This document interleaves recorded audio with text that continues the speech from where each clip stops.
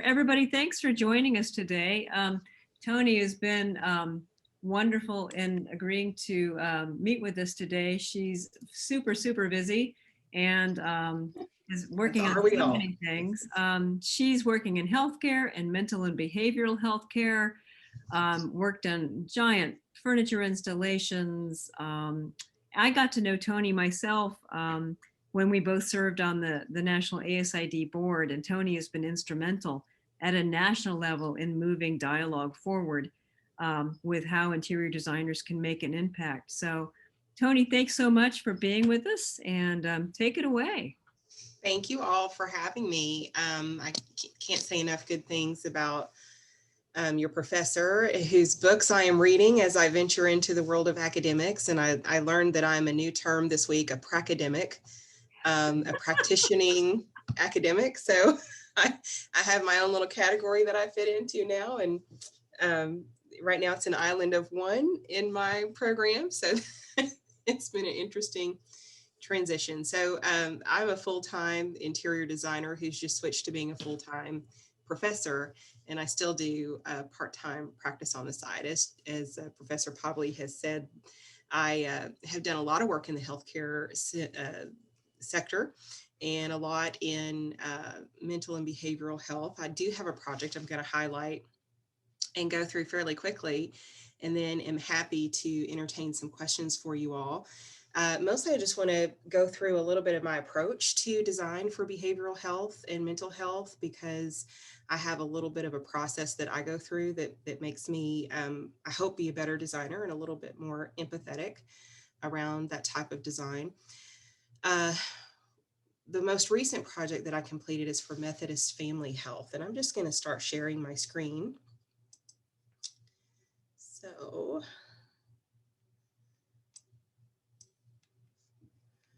hopefully you all can see my screen. Yep.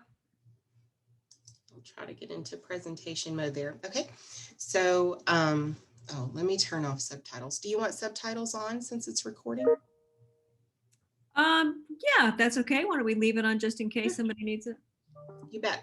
So I'm going to go as quickly as I can through this project because I know we've just got about 45 minutes or so. So I'll try to get through this in about 20 minutes. But if there are some things that you want me to go back on, just take notes and let me know. I'm happy to come back to it. The most recent project that our company completed, I work with Polk, Stanley, Wilcox Architects in Little Rock, Arkansas, is a psychiatric residential treatment facility for Methodist Family Health. And they treat 10 to 17-year-olds who have mental and psychological disorders. So these are not going to be your autistic kids. They're not the kids with learning disabilities, but they are the kids who really struggle to do well in school due to either some type of personality disorder like borderline or obsessive compulsive disorder, possibly even, severe narcissistic personality disorder. They may also have experienced some sort of a psychotic break. Maybe they have tried to commit suicide, or they were caught cutting themselves or engaged in some other type of self-harm. They may also suffer from psychological disorders like paranoid schizophrenia or schizoidism or schizophrenia. So any number of things along those lines. So that's sort of how this facility was developed. This is a tough place for kids to be. And the client came to us because they existed on a campus that was really feeling pretty hopeless. And it also wasn't serving the needs of the staff. The staff were having a hard time controlling populations. And it's not really easy to segregate these populations into just schizophrenics, just obsessive compulsive. So you find that a lot of these populations are mixed in together, and it's really not ideal in how they had been managing it. So the board came to us, and our firm was hired. And one of the first things that they told us that they wanted this facility to be was home-like. And I say this with a wink and a nod because it's not that it's a pet peeve of mine. It is not. But I think in healthcare design in particular, the word home-like has become synonymous with using wood grain LVT or some other wood grain kind of finish, or, hey, if we just make it look like a house, we can check that box off. And we can move on. And so what I really wanted to do was to explore with the client what they really meant by the term home-like, and also to bring them through some exercises in how to feel empathetic toward this population. And I'm going to bring you through an exercise similarly right now. So I want you to think about what I call micro routines. To me, a micro routine is all of the hundreds of little things that you did today just to get to the point where you are now. So in order to take you through that exercise, you can close your eyes, you can keep them open, but I want you to think about how you got home last night. I want you to think about what home is to you. Is it an apartment? Is it a dorm room in a residence hall? Is it at your parents' house? Do you have your own house? How did you get home? Did you travel by bike? Did you walk? Did you take public transport? Did you drive? How long did it take you to get there? What did you think about while you were traveling from the place away from home to your home? When you got home, what was the first thing that you did? Did you immediately go change your clothes? And before we get there, did you experience coming to your home through the front door or through the back door, a side door? Do you have a garage? Okay, now for the stretchy pants. Did you go put your stretchy pants on right away, or did you leave everything by the door that you just came into? Did you stop in the kitchen and get something to eat first? Or did you go all the way back to your bedroom and your closet and change your clothes? What was that process for you?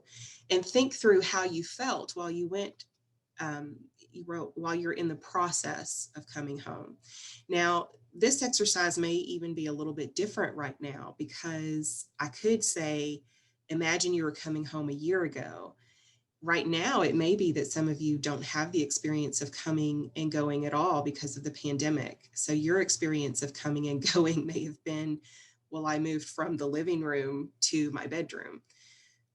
So we're sort of experiencing these thresholds of time and moments in our day in a very different way during the pandemic. But I would ask you to think of all those. I know that's sort of a jumbled up bunch of thoughts that you're probably having, but think about how we typically consider coming and going from our homes. And think about the routines that you have before you go to bed. Did you wash your makeup off? Did you brush your teeth? Did you brush your hair? Putting your pajamas on, the process of getting into bed, turning out the light. Those are all series of micro routines. And when you wake up in the morning and you hit the alarm or you put your feet on the floor, we go through these things so many times we just don't even think about how ingrained they are in our own process of how we experience life as a human being. The millions of decisions maybe not millions, maybe hundreds of decisions you'll make before you even get to work or school about whether you eat breakfast, what are you going to eat for breakfast, what are you going to wear, how are you going to fix your hair, all of those things that we're moving through space and time and considering that make us human. And so then I want you to think about someone who has psychotic breaks or struggles with mental health, or perhaps they're living in an abusive environment that's very traumatic, and so they sort of shelter within their own mind. And what do their micro routines look like? Do they even have such a thing? And how does that impact our own ideas around choice and flexibility? We take so much of that for granted, of how many choices that we are able to make on our own behalf and set up our own parameters around how we want to move through our day and through space and time. We also take for granted the sense of coming and going. So that exercise I'm sort of taking you through, which is really messed up right now in the pandemic, but the idea that you are leaving a place and going to a place, and that there are moments of time when your mind is able to rest and process the action of coming and going. And it's not a hard leap to see how mental health is affected by the lack of coming and going, right? We're all sort of struggling right now in this pandemic because we've lost a lot of that sense of coming and going. On the one hand, there are a lot of benefits to rolling out of bed and just walking across the room and sitting at a desk and working. But we're also missing out on those restful moments of time when our brains could wander and drift. If we're on the bus riding to school, you've got that moment for creative reflection or reflection about your day or just to get prepared for your day. We're really all missing that right now. And when you think about mental health and psychological health, they miss that a lot of the time anyway, especially when they're institutionalized. So especially when they're in a facility, they have very little control over their own routines and habits. They're often on a schedule that's dictated by others, and they really have very little sense of this coming and going, of moving from my home to school or to work, and then coming back home again. And then the relief that you feel after a long day of being able to come back home. I know in my situation, I live in a suburb. I'm lucky to live in a nice neighborhood, and I can almost feel my stress level cut in half the moment I turn into the neighborhood, the road by the neighborhood sign. And so I think these are things that are very critical for designers to think about when designing for populations who don't have these sort of things. And so when I have a client come to me and say, well, we want it to be home-like, to me, that just opens up a whole world of possibilities that have nothing to do with the actual finishes. Now, that said, we are designers and that will play a role in the finishes.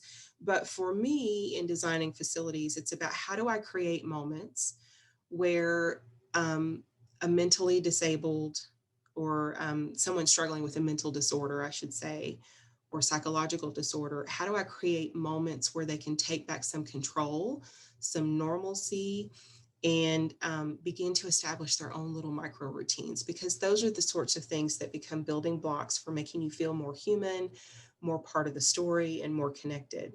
So one of the boards that I pulled together for this client was just really having to do a lot with more senses of place. The idea that you would have a place to hang your own towel, that you belong, that this facility sort of run more like a household and less like an institution. And you might think too, to me, I think back to my parents' home a lot of times when I think about some of these attributes, like what it felt like to sit by the fire or what it felt like that special place outside. And so those are really the moments that we try to create for behavioral and mental health. Yes, finishes do play a role, but I think if you're trying to experience the architecture and the design on more of an empathetic level, and how to give them back that sense of control, it really sets everyone up for a much more pleasant experience. So a little context about this project. It's a small campus in the heart of Little Rock. It sits within an old neighborhood where this organization bought the entire cul-de-sac, basically, and they were running each house like an individual home. The problem is that staff has to be largely decentralized. They really have to think through a lot how they're putting students together, and they wind up having a lot of inefficiency in this model. And obviously these homes were built in the 1950s and 60s and were never set up to be a behavioral mental health home. So they've been making good use of what they have, but certainly it could be better, and they needed a really big facility. So I just show you this for context of where we were going.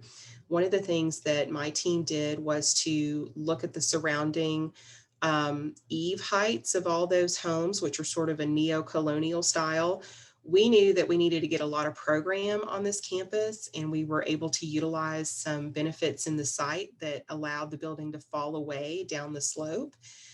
So we wanted to create a front entrance facade that felt more in keeping and in scale with the surrounding architecture, while also moving just a little nudge toward more modern colonial architecture to try to bring that a little more into this century, but still make it feel contextual at home with its surroundings. So what you're seeing here, it's a fairly large building. We've got an administrative wing up near the front. Then there will be classrooms and day rooms and group therapy sessions here along the central portion. And then this back wing is the sleep wing. And so here's where our team really tried to create, even though everyone has to be under one roof at all times for security purposes, we're trying to create a sense of coming and going. So you have, more of your daily activities, your school and work happening in the big building toward the front, and then a small passageway to get to the residential building in the back. So it's not much, but there is enough separation that they can have that break in their routine and hopefully some semblance of normalcy. This is an alternate view toward the back. So we just saw the front here, then you can see the sleep wing toward the back here. So again, some pretty restrictive context in terms of the neocolonialism and trying to be in keeping with the surrounding space, but also trying to break out a little bit there, and then an alternate view as well. So here we've got a separate drive on this side that would allow access for field trips and things like that. So they are able to get out and about in supervised groups. And then we've got a multi-purpose gym off to the side too. So a lot of program under one big roof. And certainly the building is much larger than anything else that surrounds it.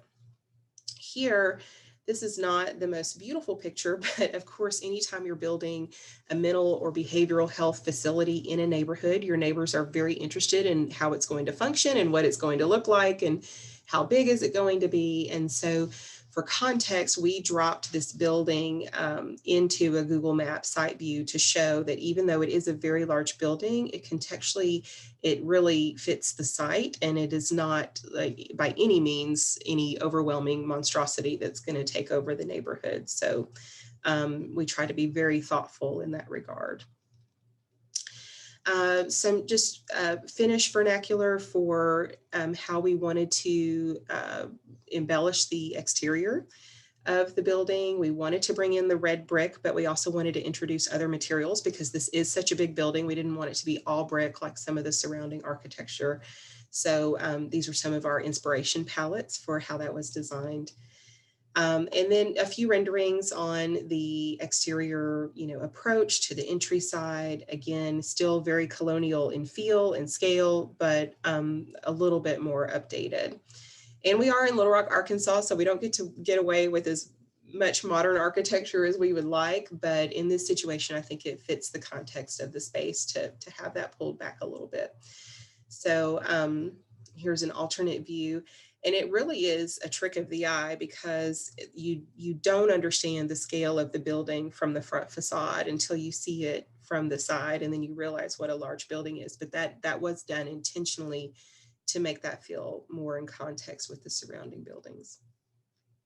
And then here you get an idea for just how much building that front facade is sort of hiding behind. This is the back of the sleep wing. Some renderings with a little mechanical yard. There are 2 wings, and each wing has 10 beds. So 10 beds on the first floor, 10 beds on the second floor. The way that they decided to do it was to have men or boys on the first floor and women or girls on the second floor. So all one floor. And then they sort of divided up 10 to 13-year-olds and 14 to 17-year-olds. So they have the wings split as well. You'll see a little bit more of that.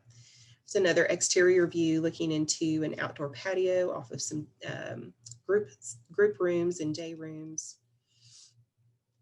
And then some floor plans. I'll just go over these briefly. Because of the way that the site falls away, you would enter this facility on the second floor. And we did really try to warm and soften this space up. You're coming in under that porch awning. Part of this too, we have to address the psychology of the parents or the guardians who are leaving their children in this facility. And so that's another thing we have to be mindful of as designers, is that it's not just about the kids who are going to stay here. It's about the staff. It's about, board members and all those things, but it's also about the parents. And if you can imagine that your child is struggling with a disorder and you may have only just newly discovered it, or maybe this has been a lifetime struggle that has just been going on and on and on, and you can never really fully get it resolved. Just imagine that you have got to leave your child in a facility, and this facility is a 4-month to a 6-month stay for these kids. So, oftentimes it's very traumatic for the parents as well, and they just feel hopeless, and they feel like this is a form of them giving up, or that they're just abandoning their kids. And so these exchanges are just fraught with emotion and sadness and fear and anxiety. And so, one, we have to try to tamp that down just to make people feel better, but there are also some serious security situations that can happen. And so we do have to have the institutional side of it. We need to have the concrete block walls and impact resistant finishes, but there are also things that we can do to soften that up and to make parents just feel better in general about where they're leaving their kids. So this front area, there's a small little waiting zone that has a very softened residential look. Then we have the administrative wing. There's a very nice intake facility that is an enlarged exam room for all intents and purposes. And then we get into some of the day room spaces and classrooms, some group study rooms, and outdoor balcony. And then, as I mentioned, there's this very small procession, but there is a separation between the activities during the day and then sort of this idea that you're coming home at night. So we do have some residential style double doors, a living room and foyer space, some individual laundry and shower facilities. And then, of course, you have the sleep rooms, which are fairly modest. We do have some seclusion rooms, as well as a staff space and a medication dispensing area as well. Then on the first floor, which is below grade as the site falls away, here you've got your 2-story multi-purpose half gym. You've got some additional classroom spaces, a couple of additional offices down here, a duplication of the day room and group rooms, because if they are going to separate those by gender, having, boys or girls on the first floor and second floor, vice versa, then we wanted to have pretty similar facilities. We also tried to pay a lot of attention to how these day rooms looked, because in our experience, the existing day rooms that they had looked more like a prison than a behavioral health center. And that's really a very hopeless feeling for both the parents and the patients who are there, to walk into a space where everything's bolted down and it's all, there's no color, there's no life. And so we wanted this to feel more like a living room. We used behavioral health furnishings by Norix, which is a great company that lets, things are bolted down, but they're concealed, so you don't see how they're bolted. And they do have some furnishings in more interesting colors and textures and patterns. So we were able to use those. We also were able to build a great dining facility here with a little self-serve access through a serving line, and you'll see some photos of that. And then we have an exterior open yard. So these are some before pictures of what they had in some of their existing facilities. And this is some of that Norix furniture, which is really great furniture. It's just really sad that the client, out of all the colors that Norix had, they chose the acorn brown. It's like there's no upcharge for blue or green, but let's do brown. So everything that they had was like living inside of a walnut shell. I couldn't imagine, I just, I think I'm a sane person, and it would have driven me off the edge. So, it just made you sad.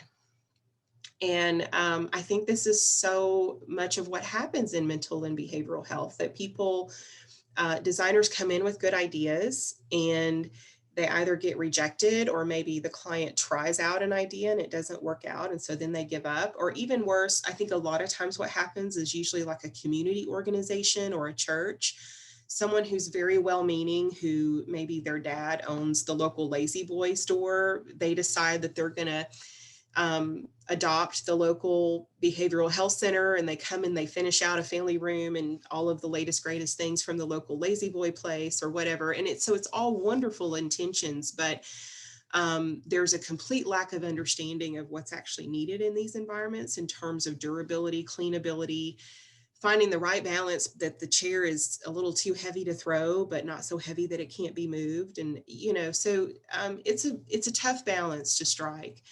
So anyway, this is what they were coming from in terms of a day room on the left, and then you're looking at a little intake waiting area, a classroom, and their dining facility. So much to be improved. These are some of our conceptual renderings. So I will tell you, I have some great photographs of this facility to show you, but I wasn't able to get in and photograph every part because the construction cut so close to the time that they moved in that we actually had students and residents in the back residence hall portion, and we couldn't photograph that with them in there. Another challenge to programming this space was that we weren't allowed to speak with any of the residents or any potential patients or residents. We could have gotten waivers of liability, but it was something that the client really did not want to pursue, and so we had to respect that boundary. So,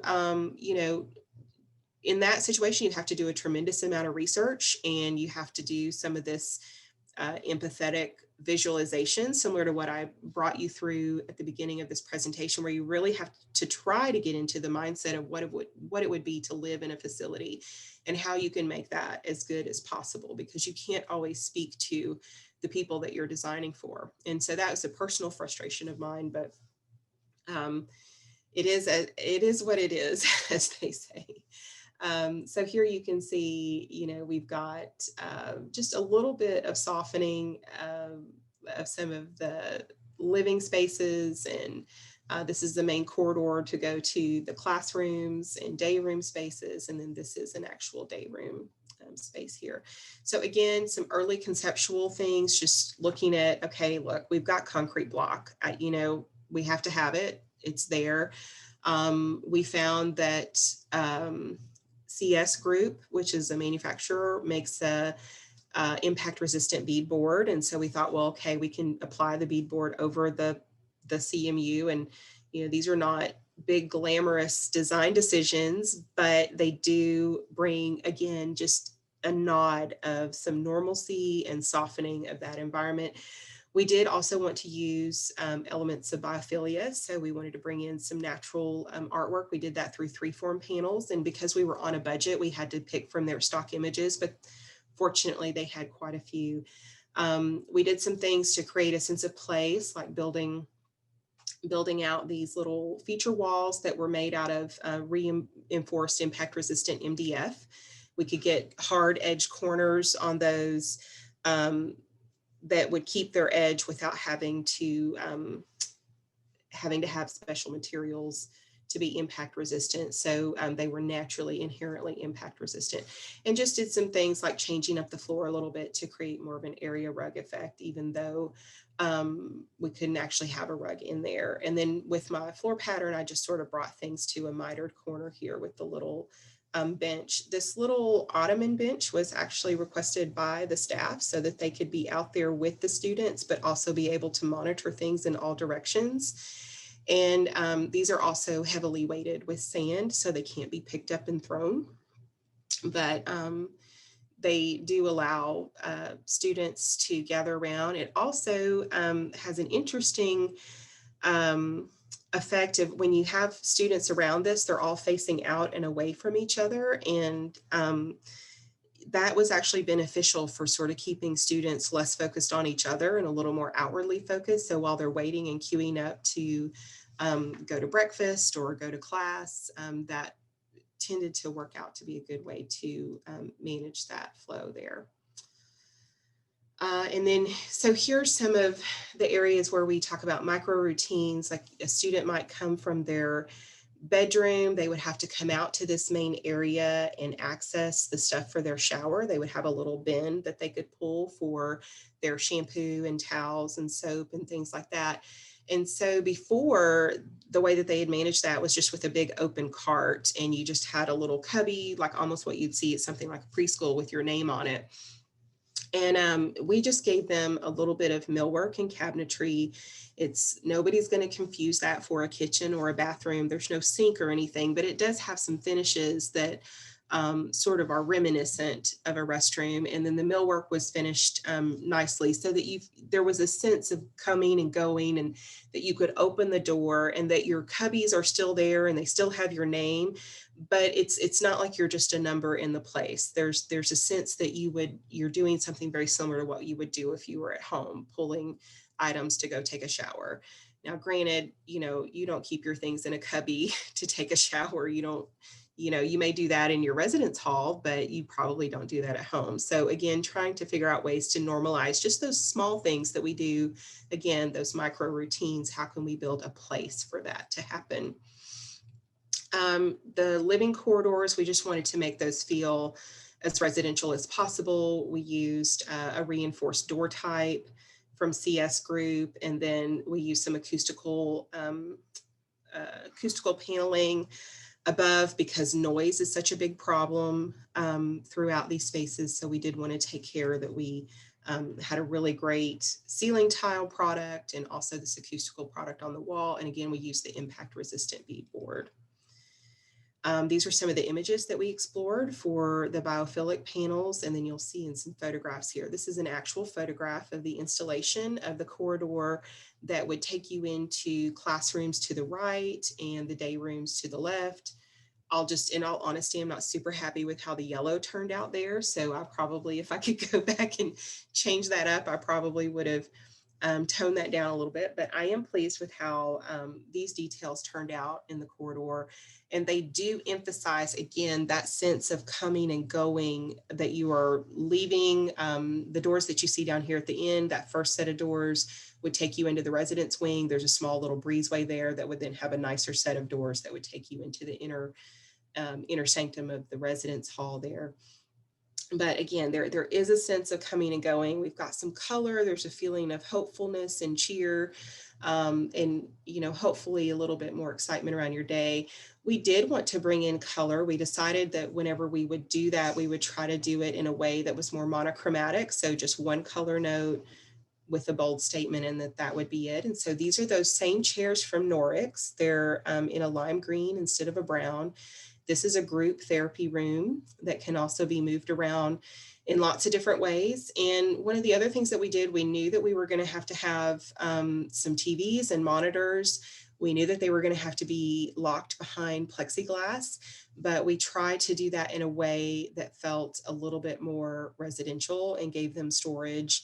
And so, you're going to be using things that can't create a ligature, so anti-ligature hardware and things along those lines, but we tried to select things that looked as residential as we possibly could, despite the heavy use of locks and things along those lines. And then right outside the group study room is a very nice little patio. We were able to bring in some rocking chairs out here. You do see there's a pretty robust screen. This is a metal screen. Again, we tried to upgrade that as much as possible. It's a very fine architectural screen that we would be happy to use on any building. So again, trying to deinstitutionalize some of those components and aspects. You do have to be very careful in mental and behavioral health because again, nothing can be used as a ligature. So that screening has to be small enough that no fingers can get in, or if they were able to, somehow dislodge a thread in their clothing or anything like that, that they wouldn't actually be able to harm themselves or anyone else with that building component. This is a view of the dining facility. So from the inside looking out, we did a lot here, again, trying to keep the color, fairly tame, but we liked mixing in the orange. On the wall, we did do a ceramic tile. We had to test this tile and see how it handled if it was broken. Some tiles can be broken and used into shards. And so this particular tile, if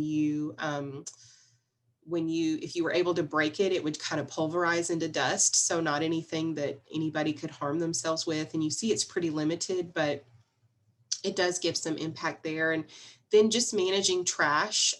They can throw things away, but they can't retrieve things out of the trash once they're thrown. And there are no access panels on the front. All of the access panels are behind and behind lock and key. So staff only can manage the trash. These chairs are actually by Knoll, which is a wonderful company, and Knoll came in, and this is the Chadwick chair. So there's nothing that says that you can't bring in a little bit of nice design as well. Our facility director tried to destroy this chair. He leaned it up on one leg, tilted it up diagonally, and he was probably about 280 something pounds and leaned with all his might on it. And it survived. And because it survived so well, we got to use it in a lot of different places in different colors. So behavioral health can be a brutal environment, and be prepared for some of your facility people may, put your claims and assertions about how products perform. They may put that to the test right in front of your eyes. Here's the outdoor space. Tough spaces because, there are so many restrictions when you have this type of population outside. There's a huge flight risk.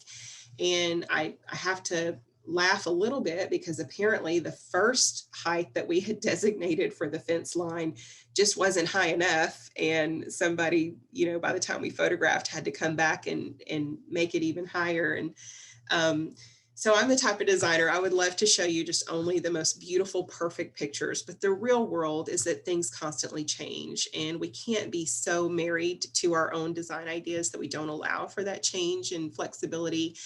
I don't think anybody can ever truly be an expert in mental health and behavioral health design because it's constantly changing, and we're learning so many new things about it every day. If I were to do a new project for this in 2 weeks, I would almost start back over with research just to see what new things have developed, because we're learning so much about the cognitive and behavioral aspects of people who struggle with these types of disorders. So as Maya Angelou said, when you know better, you do better. And so I think that always applies to design as well. So I would love for us to have gotten the height right on that fence the first time, but clearly we didn't. And, that's just the way it happens sometimes. So these are some of the corridors that lead back into some of the classrooms. And so we do have a little bit less expensive chair in here, but still very good, very good sturdy items for this population, and also lots of wayfinding and biophilia. Again, that sense that you have sort of markers and wayfinding totems that tell you where you are, and then just the ability to see some sense of nature or recollection, something reminiscent of nature, is very helpful. And that is it. That's this project. And I would be happy to entertain any questions that you might have, or if there's anything that you want to go back to. I had about an 80 slide presentation of this that I cut way down. So there's a lot more to talk about with this project, but in the interest of time, wanted to be fairly succinct. So I have a question. Yes. Sorry. So in the last two pictures, I can see like there's the chairs all have different colors in that one, and in the next one. Is there a reason for that, or like preference to give them options, or just?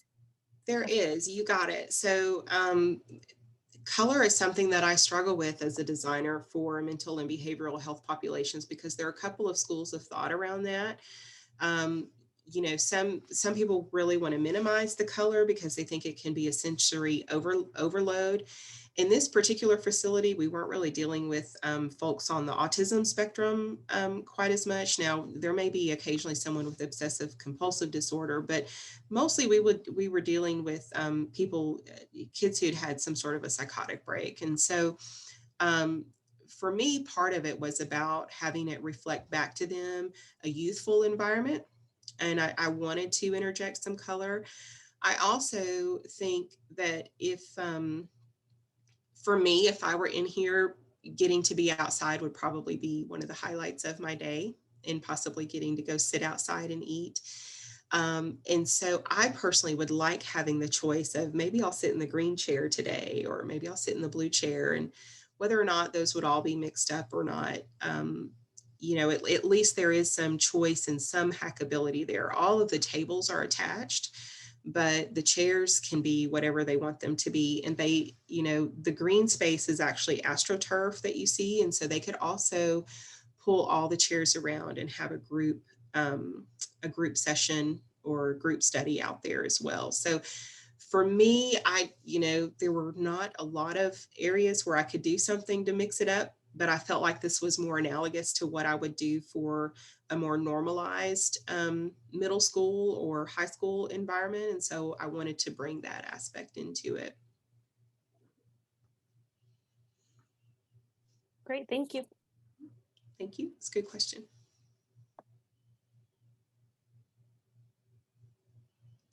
How do you all feel about doing the mental walkthrough of your day? And really, have you ever thought about your day in that way, of how many decisions you made between the time you got up this morning and where you are right now? I thought that was a really cool exercise. I don't normally think about it. I also thought it was really unique, and I feel like it can apply to a bunch of different types of design. Like, I'm looking for my thesis to look at nursing homes and how to make kind of bring in the quality of life from aging in place at home into a nursing home. I feel like that will be an important aspect of figuring out what they feel home is and how they interact with their home before they move. So I thought that was a really good exercise. Yeah, I think it helps a lot. And one thing that helps me sometimes when I'm feeling stuck as a designer, one thing that really helps me is to create client avatars. So especially in this case for mental behavioral health, because I couldn't interview the actual patients, I had to sort of envision someone in my mind. And I'll just be very candid with you. My stepdaughter, I've been married for over 15 years. My stepdaughter struggles with bipolar disorder, and she has had to be in a residential facility before. And so I know firsthand what it's like to be a parent, dropping your kid off at a facility and leaving, and the hopelessness that you feel that you have literally exhausted every other option before you come here. And this is your last chance, sort of. And so you just hope and pray that this is going to be the time that takes. And so I really was able to use some of her experiences that she had in her residential facility as things that I would not want to do. And the facility that she was in was very prison-like. It was very regulated. Even down to the clothes that she could wear. She couldn't have any elastic in her clothes, no shoelaces, no bra. Just imagine for a second your underwear without elastic, okay? I mean, these are like basic human things that we really take for granted, that in these environments may be stripped away from you because they become hazards to your own health and safety. And aside from, you just don't think about how much something like your underwear really means until you can't have it, and how demoralizing and degrading that is, and how it makes you feel like, I call it the sense of being other. I think we all feel that at one point in time, whether you've walked in on the first day of class and not known who to sit with in the cafeteria, or you just were left out of the group. You're just sort of on the outside of the other people who are having a really great conversation. You just have a sense of you're not with them, you're part of the other. And so I think these kids really feel that very much every day. And sometimes design can mitigate that and sometimes it can't, but I think it's our role as designers to try and see if we can solve it, and how we can design for flexibility and choice and personal dignity and respect, so that even if the people in your space aren't necessarily being good players, that there is a sense of safety and homage that you can take. I mean, imagine, nowadays when you walk into a cafeteria, very seldom do you see just the rows and rows of endless tables where you're forced to go sit down with a group. If that works out, great. But if I'm feeling really introverted and shy that day and I'm just not brave enough to do it, most cafeterias now will have that little bar counter where I can go and plug in my device and I can, watch what I want to on my iPhone and eat my lunch. And so I don't have to sort of have the emotional breakdown of nobody wanting to eat lunch with me, I have a choice where I can, even though I may still be sad about it, I don't have to expose my whole sense of vulnerability to everybody in the room, because there's only one way to approach where I'm going to sit. So I think those are things that become very real design decisions that we can make and provide. I think anytime you can give more variety and choice within a space for any population, you know, these students, they don't have to be relegated to just brown chairs in a brown room. They should have the sense of having their own choice and flexibility with how they want to approach their day and their activities. Toni, I see a lot of parallels in your work and some of the things I've come across in mine with regard to homelessness. Mm-hmm. I'm particularly intrigued by some of the things you just said, and have encountered that myself too, in that interiors can actually grant permission and Yes. can, you know, issue an invitation to empowerment. And, you know, some of the things you just mentioned, such as the away space where you can choose to eat alone that day. And it's now socially acceptable to do that because we have provided a table that enables that.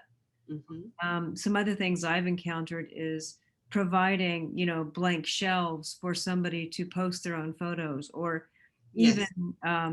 frames, picture frames on the wall that have nothing in them, that are begging somebody to complete them, are, you know, tactics I'm really intrigued about as a way to almost coax people to bond with the space or to express themselves, which I think in a way is territory claiming. What are your thoughts on that?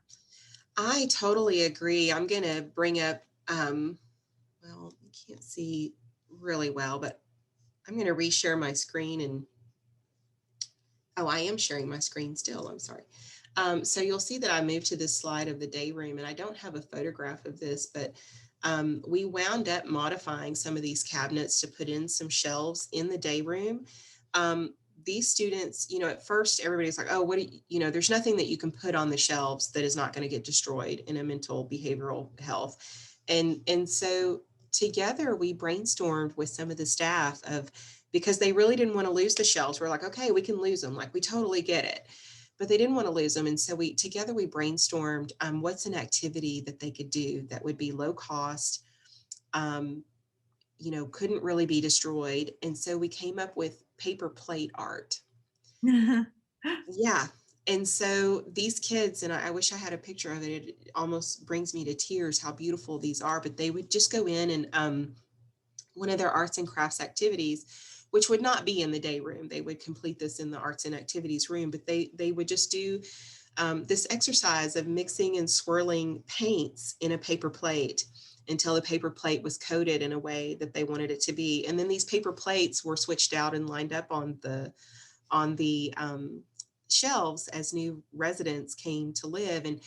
And they were absolutely magnificent because some of them actually looked like blown glass plates, like what anybody would put on a shelf. And it looked like a curated collection. They were so beautiful and so impactful, and they were just paper plates, and Wow. they couldn't be destroyed. And the students, you know, ironically, I think they maybe had one incident where someone got upset and went over and ripped a paper plate off the shelf. They were just on, so that our facility manager person worked with us to do just a little woodchuck kind of applied lip where the plates could just sort of set in. So, you know, that somebody could come and take a plate off and use it like a Frisbee if they wanted to. Again, not the end of the world, right? It's not going to harm anyone. It's not going to destroy anything. But, you know, sometimes it's just the really simple ideas, like you said, of just inviting someone to be a part of the space.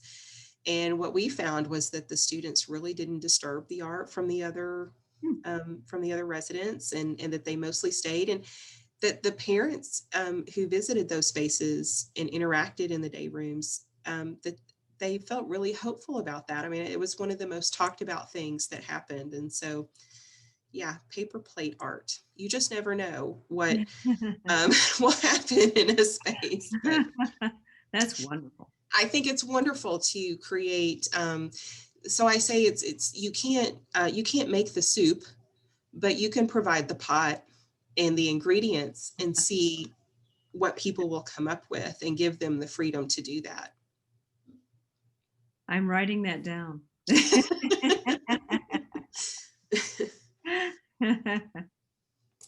Toni, wonderful presentation, and thank you for sharing that. I'm curious if you might share, you talked about starting the research over again, if you could. What are your go-tos? Like, what's your research pre-design process? So it's really tough because it is such a highly guarded practice of healthcare. It's hard to find resources because there's so many HIPAA regulations. To be honest, the best go-to resource that I found was through the state of New York.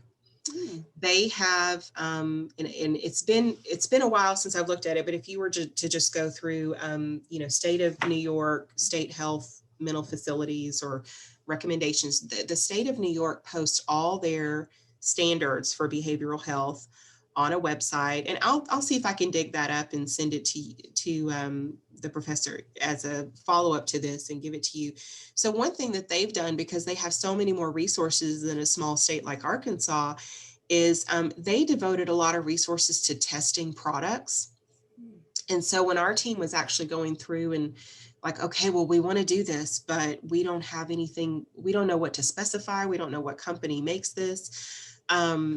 They had gone in and they've got a system where, say, they tested 10 door handles, and they would go in and red light or green light all the handles that they tested in the state of New York that they felt met the rigorous requirements of their state.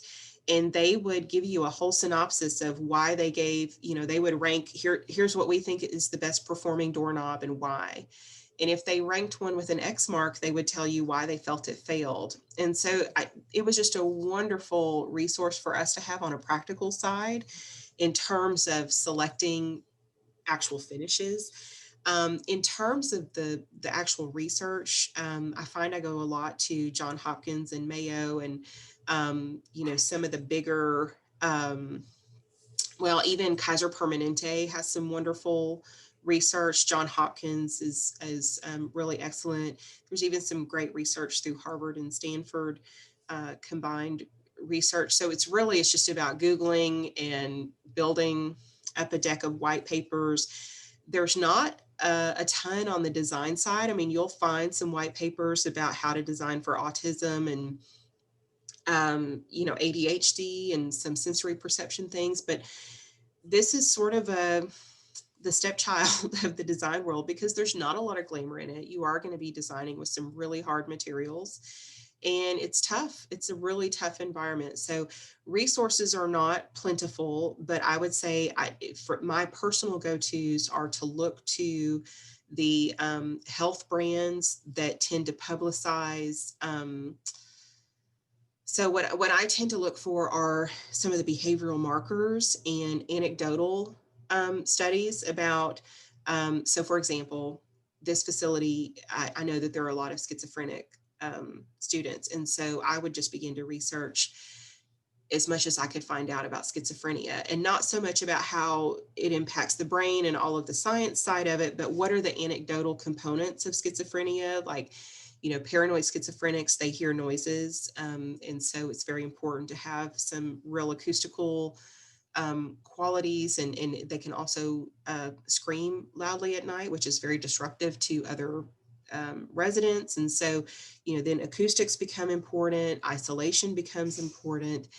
One thing that's also happening in this facility is that these residents are being medicated.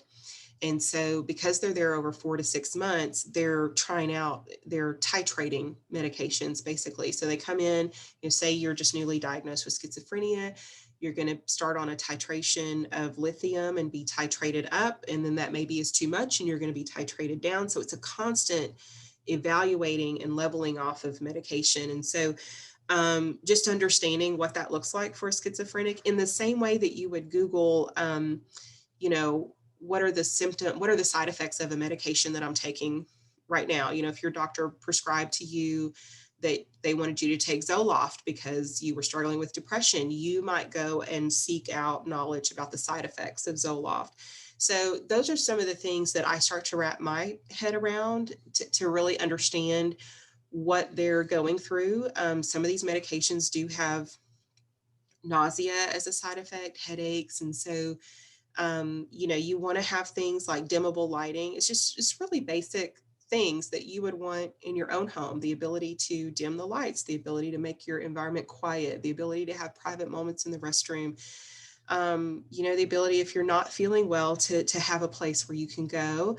And, where staff also has some respite, because the staff in these places, I mean, this is a tough job. It is hard to watch. It is both very uplifting to see people who struggle get better, but it is a tough job. And I have witnessed, sometimes it takes 2 or 3 staff techs to restrain somebody and keep them from hurting themselves or hurting other people. So these are kind of brutal environments. It does help to just, I'm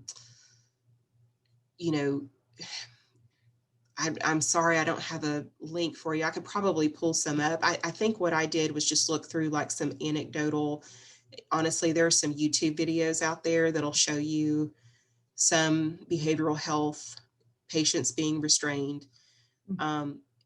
There are some very ugly and unpretty things about that. But, part of being a designer is acknowledging that there are some ugly parts of human nature, and that when we design a space, we can't control who moves through that space. And sometimes there are really ugly people that move through your space too. And you have to design for them as well. And that can be a hard thing to swallow. But as a designer, if you can find a way to bring dignity and respect and choice, all those things that we're talking about, if you can build that into your space, I think some of that ugliness can be minimized, because I think sometimes people act out because they feel like a caged animal.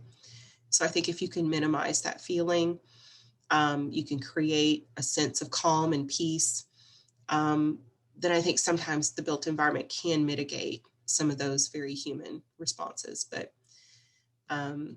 so I know that was kind of all over the place, but Mayo, Thank Johns you. Hopkins, and then the good old state of New York, they have some really great resources. Hey, Toni, Toni, I'm sorry, go ahead. Nope, you go ahead. Okay, I just had a quick question. So I'm studying how to design for people in space during space travel, and how to promote and how to promote astronauts' psychological well-being and their mental health, during the duration of the mission. And so I was just wondering, if you had any suggestions, or really how you go about your way of managing and varying micro routines. Yeah, so I think, again, we're living in this crazy time right now during the pandemic, where even those of us who don't struggle with mental disorders are feeling completely out of sorts because our sense of coming and going has been robbed from us. Many of us, I don't know about you, but I'm working from home at least 3 days a week. And on the one hand, it's great to be able to throw in a load of laundry and do that while you work. On the other hand, I find that the blurring of lines between my work life and my home life creates additional stress for me, because there are some times when I need for those to be more compartmentalized for my own sanity and mental health, right? It's the idea that you're home working and you're worried that you're not loading the dishwasher, or you're uploading the dishwasher and you think I should be working right now, and so the sense of place becomes very important, of being in the contextual place, like being in the classroom, maybe more conducive to learning than trying to do this through the Zoom thing while we all sit in our stretchy pants and our beds and sofas. And so if you were doing space travel, for me, I find I have to create more space between my moments of switching tasks. So, and I'm not great at this, but I'm learning that it helps for me because what I've been robbed of is, say I have a 15-minute commute. I have about a 12-minute commute from home to office. it's not that 12 minutes is make or break, but I listen to the radio, my mind wanders. I may think, oh yeah, I've got to be sure I get to the grocery store later today. You know, all those little things that you're giving your brain space to wonder and think about, or maybe you're solving a design problem. The way things are right now, we don't have that. Our brain has no space. We're just switching from task to task to task. And so for me, I think as I look at this, we have to create more moments and breaks. If we can't physically experience coming and going to and from a place, then we need to put more breaks in our day to let our brains shift from one task to the other. So if you had astronauts, adventurers who were going to be spending all their time in one pod or one capsule and doing all their tasks within a certain square footage, you know, for me, it might become about how do you break up the zone so that they might physically be able to turn away and get some separation, some mental separation from a task or an area, and not feel like they were just in the same moment all the time. Awesome. Thank you so much. It sounds like a very brilliant and exciting project. Everything I've learned so far has been awesome. So Yeah. I'm really excited about it. With the way things are going with Elon Musk, you may have a shot. It's something very real. One or two more questions for Toni, so we don't take all of her time today.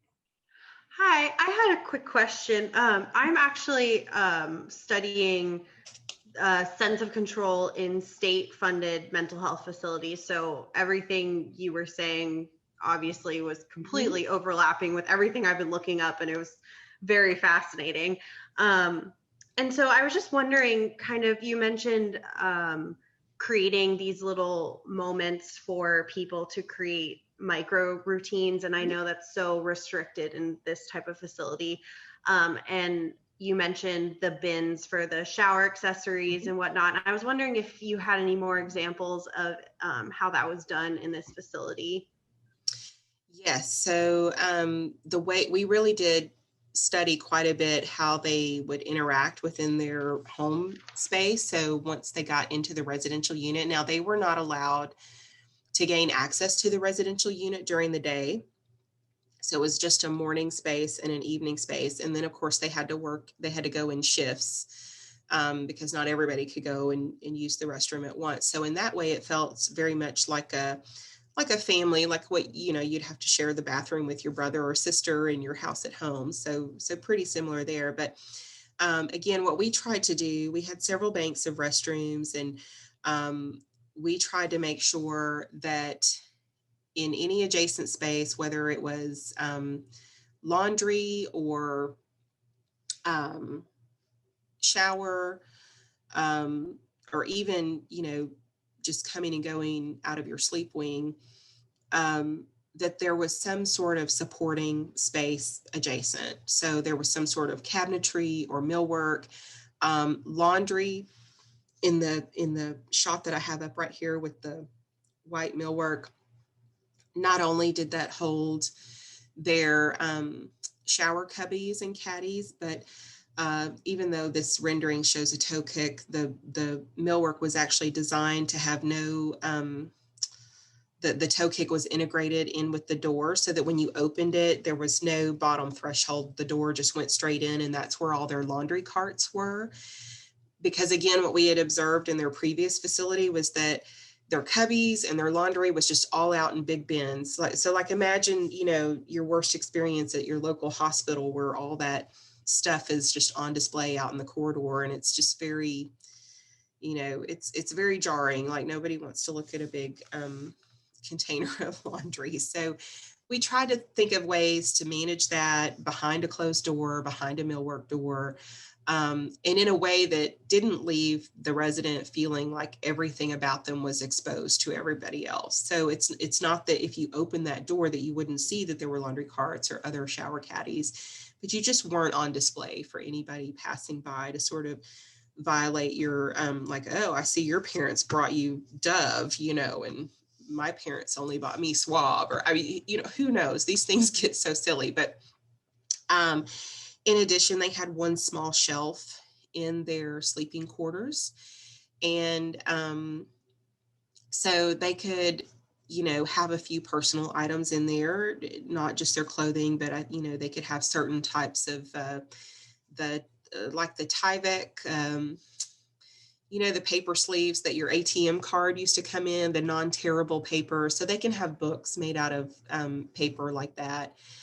So they could control some things in their personal environment. And then just the way that they did their laundry, they would go in groups of 2, I believe, with staff sort of overseeing. So there was a little bit of camaraderie there in how they managed the laundry and getting it, from the cart to the laundry room. So it's not perfect. It has a long way to go, but I find that just providing simple things like providing a counter or millwork where some of those things can be sort of behind a door, even just the ability to have a bowl of fruit in some environments that's not allowed because you can actually hurt yourself with fruit, apparently.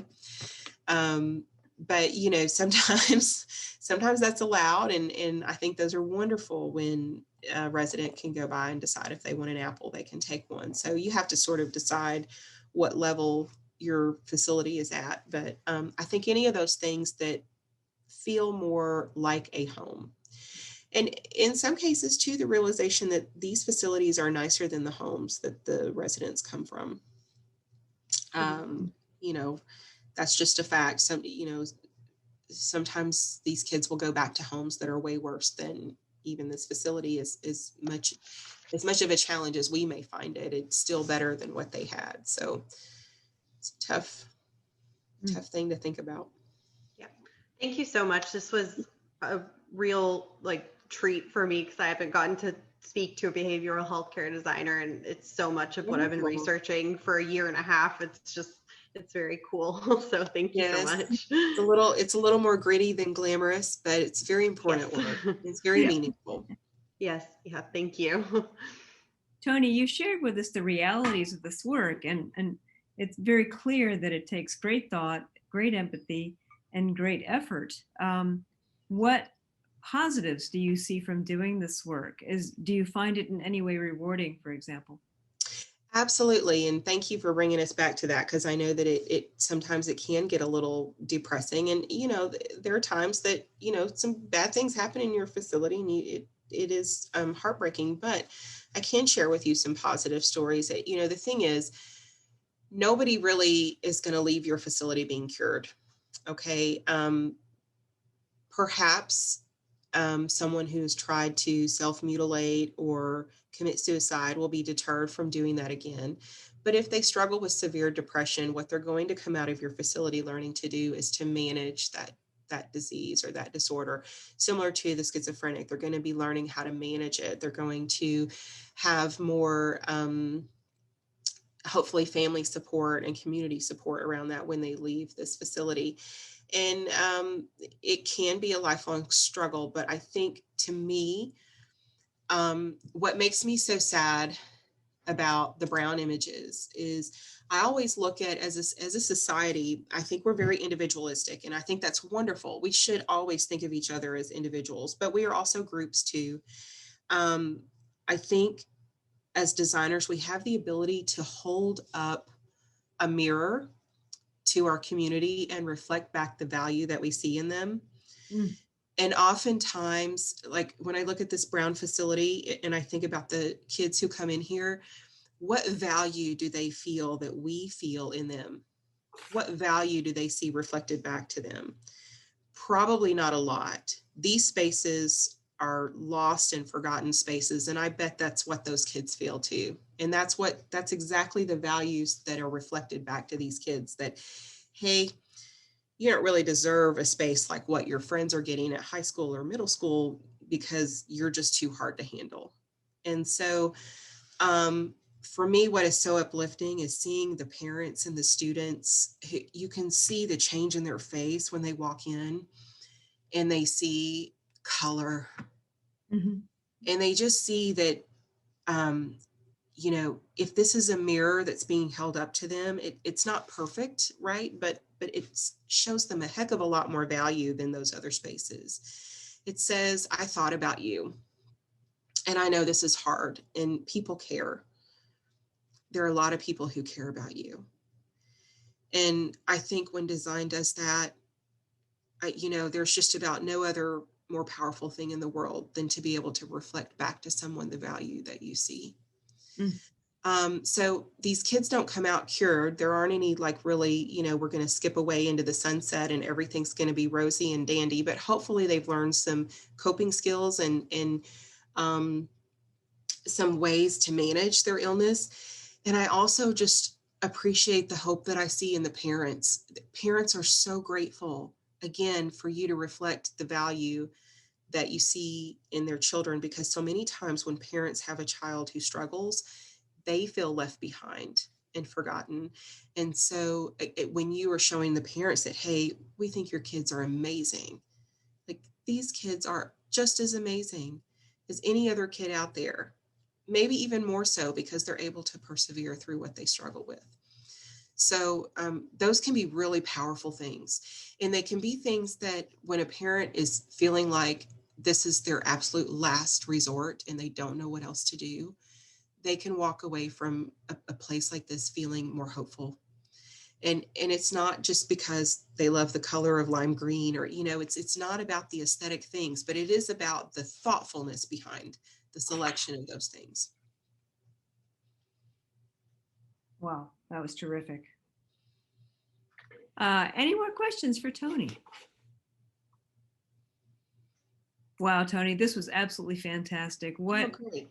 Incredible work you are doing, and with such empathy and beauty, really. So we really. There are a lot of things I look back and I would change, but I think that's just a designer's disease. You know, we never stop designing our own projects, right? Yeah, for sure. Well, this has been really inspiring to see and such important work. So we really appreciate your time with us today. Well, you're very welcome. I do understand from the facilities folks, this project has been in for about 2 years, maybe just a little shy of 2 years, and everything's holding up pretty well.